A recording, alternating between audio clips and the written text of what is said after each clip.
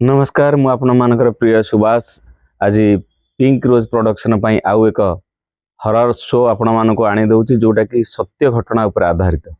आमे पूर्वर मध्ये सुनिथिले सत्य घटना उपर एक प्रेतात्मार कथा पुणी मु एक नुआ कहानी नै आसी आपण मानको पई आपण माने एहाकू सुनिबे एवं विचार करिवे वास्तव रे ए प्रेतात्मा वा पिशाच अछंती कि नाहंती।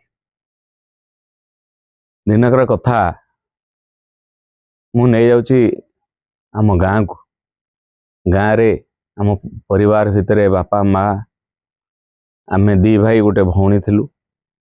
बड़ भाई तांकर काम होची से राति 9 रु 10 पर घरे खाईदेवा पर से गोटे टॉर्च आउ एवं काखरे गोटे रेडियो नहीं पूरा गाँव से मुंड को चली जाती। केतेबेले सी नंडा बरगछ पाखरे सेठी बसी पड़ती तो केतेबेले केनाल ब्रिज ऊपर बसी रेडियो बजे गीत शुणती। एमती दिनकर कथा शीत दिन कुहुड़ी मध्य धीरे धीरे आसी थाए। भाई रेडियोटी बजे देइछथि से ब्रिज ऊपर केनाल ब्रिज ऊपर रेडियोटा थुआ ହେଇଛି। भाई गामुछा पारि दे सेठी सोई पड़छिंदे एवं गीत शुणुछंती। गीत शुणिबा परे केतेबेले तांको निद हो जाइछि से जानी नाहंती। एमती घंटे 2 घंटा पर हठात से चमिक पड़िले एवं उठी बसिले। देखिले सेतेबेलकू तांको देहरु गम गम झाल बाहरुछि।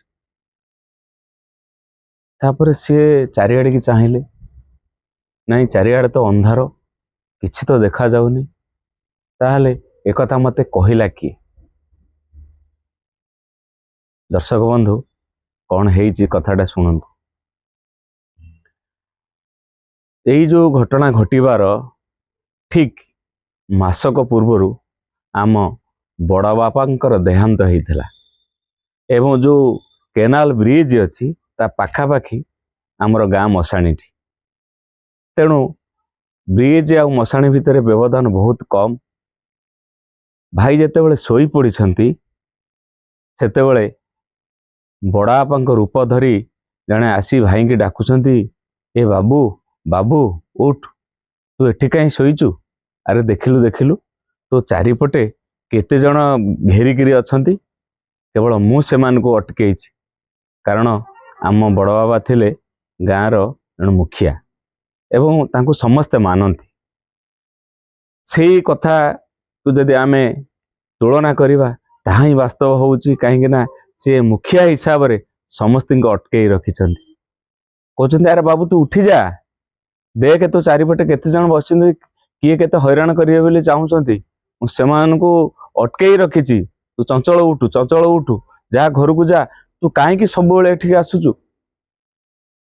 हठात भाई उठी पड़िले एवं देह सारा झाल। किछि समय बसिले सेतेबेलकू रेडियो सेंटर भी माने कटि जाई थाए कारण राति अध पर निशार्ध पर रेडियो सेंटर कटि जाइछि। खाली सं सं होउछि रेडियोटी। तापर भाई जेतेबेले निज स्थिति की आसिले प्रकृतिस्थ हेले सेतेबेले जानिले अरे जे नाना मु एका आसीथिली एठी सोई पड़िछि रेडियोटा बाजुथला मते बड़ा बापा डाकिले। से पर्यंत सी जानी नाहंती जे बड़ा बापा मरी जाइछंती कि बंचिछंती बोली। हठात रेडियोटा धरी घर को बाहर के आसुचंती से बरगछ पाखापाखि हेला को मन पड़ा अरे बड़ा बाबा तो हमर एक्सपायर कर जाइछंती।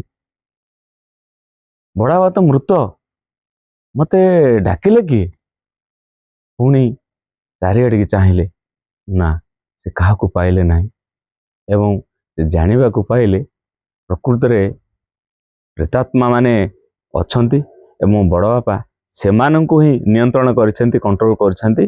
नचेत मते किए ना किए हैरान करथांते से राति रे।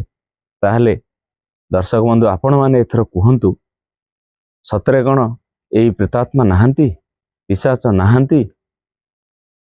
विचार आपण माने करंतु।